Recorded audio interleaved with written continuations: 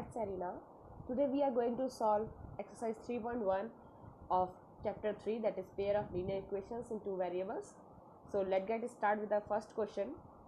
Is this: Aftab tells his daughter, 7 years ago, I was 7 times as old as you were then. Also 3 times from now, I shall be 3 times as old as you will be. Okay, so हमें what we have to do in this question, represent this situation algebraically and graphically. Okay, so first we will represent algebraically, then graphically.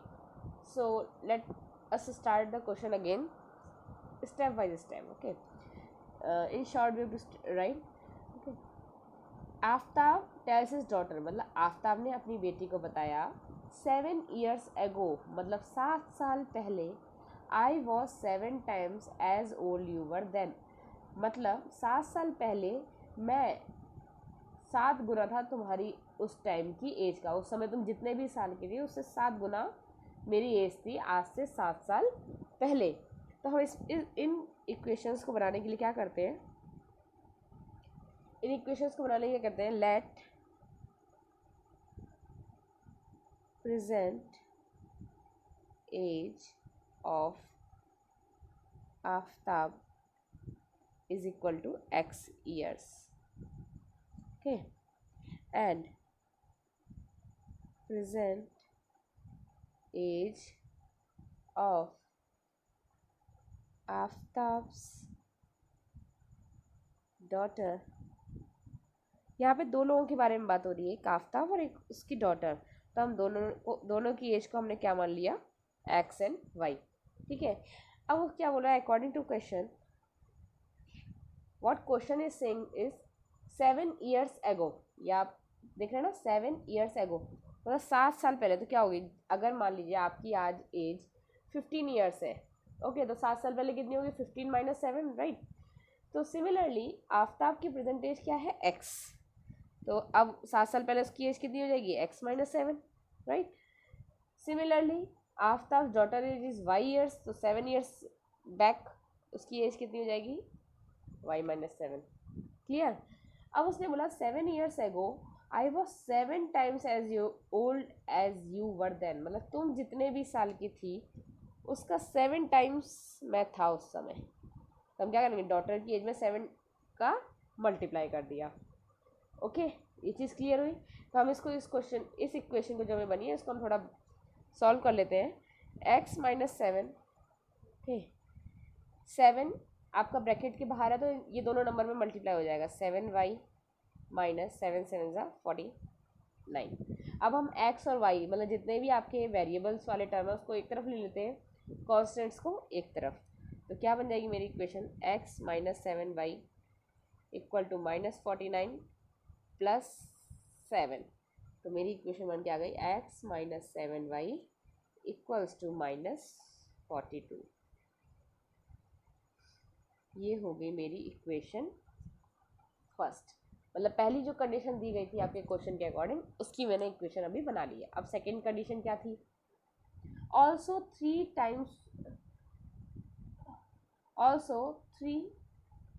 It is years,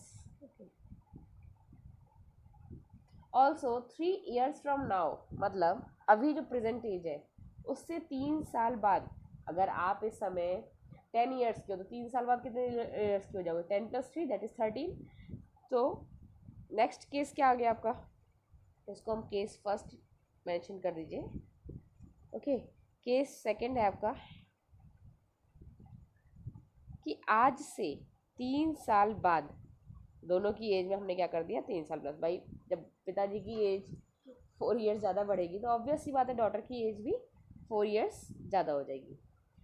तो अब क्या बोला है, I shall be 3 times as old as you will be, मतलब तुम जितने भी साल की होगी उसका मैं 3 times हो जाऊंगा उस समय। ठीक है, फिर इसको भी सिमिलरली उसी पहले की तरह सॉल्व करेंगे, 3y + 9, सो x - 3y = 6। ये मेरी दूसरी इक्वेशन आ गई। तो हमसे क्या बोला गया था, कि रिप्रेजेंट दिस सिचुएशन एल्जेब्रिकली, तो मैंने एल्जेब्रिकली तो बता दिया। अब ग्राफिकली के लिए क्या करेंगे, मैंने आपको, अगर आपने मेरा पहला वीडियो देखा हो तो मैंने आपको बताया how to solve the graphs. अगर आपका इक्वेशंस ऑलरेडी है तो मेरे पास ये दोनों इक्वेशंस हैं, इसको देखिए हम ग्राफ कैसे बना सकते हैं। चलिए हम फॉर इक्वेशन 1 ग्राफ के कोऑर्डिनेट्स निकालते हैं। फॉर इक्वेशन 1, ओके, तो ग्राफ के कोऑर्डिनेट्स कैसे निकल जाएंगे।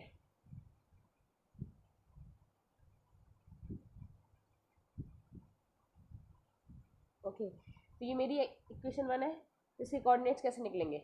अगर मैं x की वैल्यू 0 रख दूँ, ओके, x को मैंने 0 पुट कर दिया तो x 0 हो गया, मतलब ये आपकी टर्म गया, तो x 0 है तो ये y की वैल्यू क्या आ जाएगी, 7 है, ये डिवाइड में चला जाएगा, माइनस से माइनस कट जाएगा, 7 6 ज़ा 42, तो y की वैल्यू क्या आ गई 6।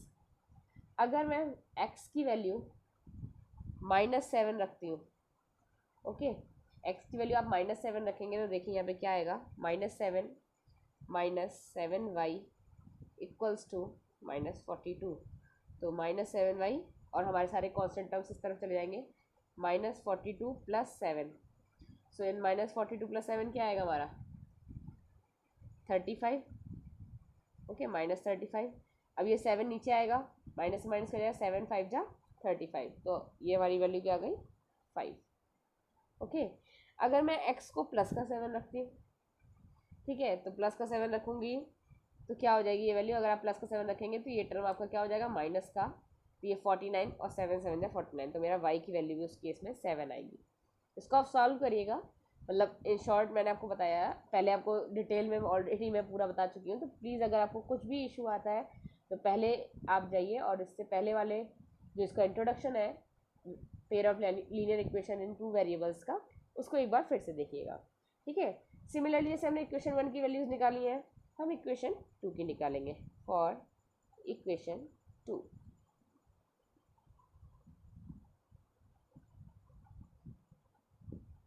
एक्स, ठीक है, ये मेरे पास इक्वेशन 2 है। अगर मैं x की वैल्यू 0 रख दूँ तो मेरे पास y की वैल्यू क्या आ जाएगी -2, करेक्ट, ओके, x की वैल्यू 0 हो गई तो y की वैल्यू, ओके। अगर x की वैल्यू y की वैल्यू मैं रख देती हूँ 0, तो x की वैल्यू क्या आ गई +6, करेक्ट। अगर मैं y की वैल्यू 1 रख दूँ तो x की वैल्यू क्या आ जाएगी 9। तो ये मेरे दोनों इक्वेशन के कोऑर्डिनेट्स आ चुके हैं। अब इन्हीं कोऑर्डिनेट्स को आपको ग्राफ में प्लॉट करना है, ठीक है। देखते हैं ग्राफ में कैसे प्लॉट कर सकते हैं हम। ये मेरा वर्चुअल ग्राफ पेपर है, ठीक है, इसको आप मोबाइल्स में या टैब में, आईपैड में, कहीं पे भी देख सकते हैं। तो मेरे पास क्या है, ये ग्राफ पेपर है, तो मेरे पास कोऑर्डिनेट्स कौन कौन से हैं। पहला कोऑर्डिनेट था मेरा, ये मैं कोऑर्डिनेट्स डाल के फिर आपको बताती हूँ इसका क्या ग्राफ बनेगा। ये मेरे ग्राफ में पॉइंट्स आ गए, देखिए ये वाला जो पॉइंट है दैट इज़ 0,6, ओके। ये वाला पॉइंट क्या हो गया 7,7, ओके, और ये क्या हो गया -7,5, इसको और आप ब्रॉड करके देख सकते हैं इस तरह से, ठीक है।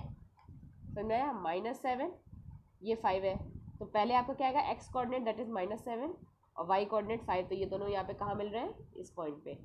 नेक्स्ट फिर क्या कोऑर्डिनेट था 0,6, तो y एक्सिस पे हमेशा क्या होता है x 0 होता है, तो दैट इज़ 6।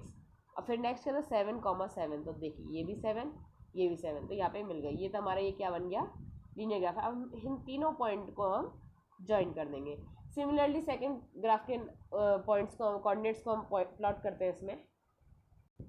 अब देखिए आपके इसके ग्राफ के पॉइंट क्या थे, फर्स्ट था 0,-2, तो ये दैट इज़ 0 और ये रहा -2, ठीक है। नेक्स्ट क्या था 6,0, ठीक है, तो ये आ गया हमारा 6,0। फिर क्या था मेरा 9,-1, तो ये आ गया 9,-1, ठीक है। इस ग्राफ के सारे पॉइंट्स को देखेंगे आप, तो ये सारे क्या हो रहे हैं अलग अलग है, वो अलग लाइन में जा रहा है। अगर हम इसको इन तीनों पॉइंट्स को जोड़ देंगे तो ये अलग लाइन में जा रहा है, इन तीनों पॉइंट को जोड़ेंगे तो वो अलग लाइन में जाएगा। क्यों जाएगा, क्योंकि आपकी बात क्या हो रही है यहाँ पे डॉटर एंड फादर की, in case of daughter and father's age कभी भी दोनों की एज क्या हो सकती है, बराबर नहीं हो सकती है। होप आपको समझ में आया हो कि ग्राफ को कैसे प्लॉट करते हैं। ग्राफ पेपर में आप इसको प्लीज़ ट्राई करिएगा। Let me know if you face any sort of problem. Okay, अब हम आते हैं नेक्स्ट क्वेश्चन पे। नेक्स्ट क्वेश्चन है आपका, the coach of a cricket team buys 3 bats and 6 ball for rupees 3900. Later she buys another bat and 2 more balls for the same kind for rupees 1300. Represent this situation algebraically and geometrically. Geometrically and graphically same thing. Okay, तो हम पहले इसकी equation बनाते हैं। इसका solution क्या है? अब हमारे पहले हमें जिस चीज़ के बारे में बात हो रही है तो हम उनको पहले सपोज कर लेते हैं कि हम उसको कौन सा वेरिएबल हम असाइन करने वाले हैं। ठीक है, यहाँ पे किसकी बात हो रही है? एक बैट और एक बॉल की।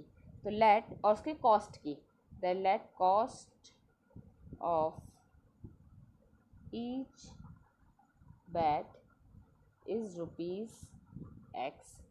Okay, let cost of each ball is rupees Y. ये हमने सपोज कर लिया। तो अकॉर्डिंग टू क्वेश्चन हमारा केस फर्स्ट क्या है? केस फर्स्ट क्या कह रहा है हमारा कि 3 बैट और 6 बॉल की कॉस्ट जो है वो 3900 है। देखिए एक बात बताइए, अगर एक बैट की कॉस्ट x रुपीज़ है तो 3 बैट्स की कितनी हो गई? 3x। अगर इसको अगर आप अर्थमेटिकली सोचेंगे, अगर आपका एक पेन 10 रुपीज़ का है तो 3 पेन क्या होंगे? 3 × 10 दैट इज़ 30। सिमिलरली अगर एक बैट हमारा x रुपीज़ का है तो 3 बैट्स कितने हुए? 3x। और 6 बॉल्स हैं तो ये भी कैसी हो जाएंगी? 6y। इन दोनों की कॉस्ट मिलके हमें कितने का पड़ा? ये दोनों चीज़ ये पड़ी हमें 3900 रुपीज़ की। ठीक है, गॉट इट। अब अगर आप चाहें तो इसको आप एक लोएस्ट फॉर्म में लेके भी आ सकते हैं, बिकॉज 3 और 6 जो है आपके 3 के टेबल में आते हैं। 3900 भी 3 के टेबल से कैंसिल आउट हो जाएगा, बट एज नेसेसिटी नहीं है, आपकी मर्जी है। ठीक है, ये हमारी पहली इक्वेशन बन गई। ओके, केस सेकंड क्या कह रहा है हमारा कि later she buys another bat, मतलब उसने एक बैट खरीदा तो उसकी कॉस्ट क्या हो गई? x rupees plus and 2 more balls and 2 balls और खरीद ली। उसको कितने की पड़ी? वो 1300 की। तो वो दोनों की कॉस्ट मिलके क्या हो गई? 1300। ये हो गई हमारी इक्वेशन 2। ठीक है, अब हम इसके भी जो है कोऑर्डिनेट्स निकालते हैं, बट इसका ग्राफ जो है आप प्लॉट करिए and let me know in the comment box कि किस किस का ग्राफ बिल्कुल परफेक्ट बना। Okay, and you can share your images to me personally if you have my contact number, so I will let you know कि आप कहाँ पे गलत हैं और सही है, तो दैट्स वेरी गुड। ओके, तो केस फर्स्ट के लिए हम मतलब फॉर इक्वेशन 1 के लिए हम कोऑर्डिनेट्स निकालते हैं। इसका थर्ड क्वेश्चन है बिल्कुल सेकंड क्वेश्चन की तरह है, इसको प्लीज़ आप खुद से ट्राई करिएगा। And for any query please comment in the comment box. Okay, first equation है हमारी ये।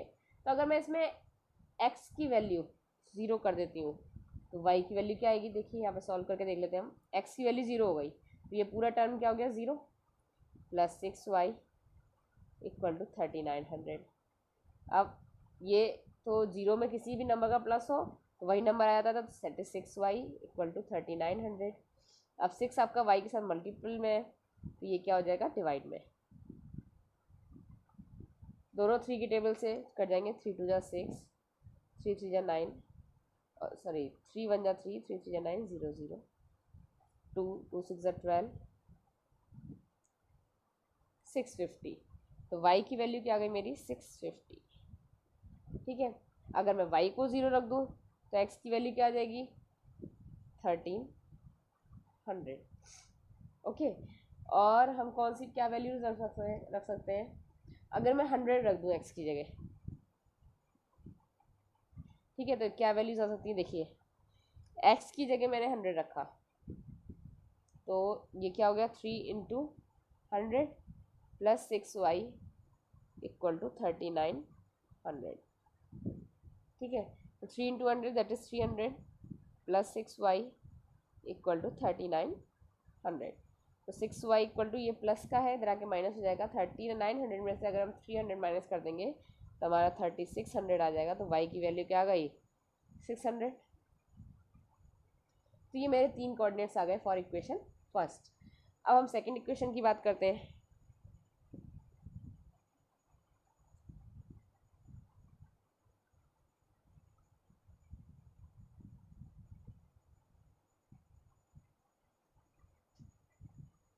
सेकेंड इक्वेशन में अगर मैं y को 0 रख देती हूँ तो x की वैल्यू क्या आ गई 1300। क्लियर है ये तो, y की 0, ये टर्म पूरा गया, x की वैल्यू 1300। ओके, अगर x को 0 रखती हूँ तो y की वैल्यू क्या आएगी 2 6 12 2 5 10 0। ओके, और क्या वैल्यूज आ सकती है बताइए। अगर मैं x को 100 रख दूँ तो y की वैल्यू क्या आ जाएगी x को 100, ये प्लस का होगा इधर आके माइनस, तो दैट विल बिकम 1200, तो दैट विल बी 600। अब आप देख सकते हैं इन दोनों के कोऑर्डिनेट्स बिल्कुल सेम आए, 0 650 0 650 1300 0 1300 0 100 600 100 600। इट मीन्स ये कौन सा ग्राफ बनेगा आपका कोइंसिडेंट ग्राफ। अब आपको इसका सॉल्यूशन तो निकालना नहीं है, आपको बस ग्राफ में प्लॉट करना है। तो बस आप ग्राफ में इनको प्लॉट करिए, ये कोइंसिडेंट ग्राफ बनेगा जिसके इनफाइनाइट मैनी सॉल्यूशन होंगे, इनफाइनाइटली मैनी सॉल्यूशंस। ठीक है, आप एट द एंड इसको बता सकते हैं ग्राफ बनाने के बाद कि मैंने ग्राफ से क्या, हम इन्फर कर सकते हैं ग्राफ से कि हमने ग्राफ को देख के हम क्या नॉलेज मिल सकती है कि ग्राफ क्यों बनवाया गया, because graph will be coincident and will have infinitely many solutions, these two equations will have. Okay, तो इसको आप ग्राफ बनाइए। नेक्स्ट क्वेश्चन को बिल्कुल सिमिलरली इसी तरह सॉल्व करना है। ये जरूरी नहीं है इसका आंसर कोइंसिडेंट या इनफाइनाइटली मैनी सॉल्यूशंस ही हो, इसकी कुछ और कंडीशंस होंगी, लेकिन आप इसको प्लीज़ सॉल्व करिए and let me know in the comment box. So आपकी यहाँ पे 3.1 एक्सरसाइज खत्म होती है। अब हम नेक्स्ट उसमें मिलेंगे with exercise 3.2। So till then keep yourself updated with maths arena. Thank you.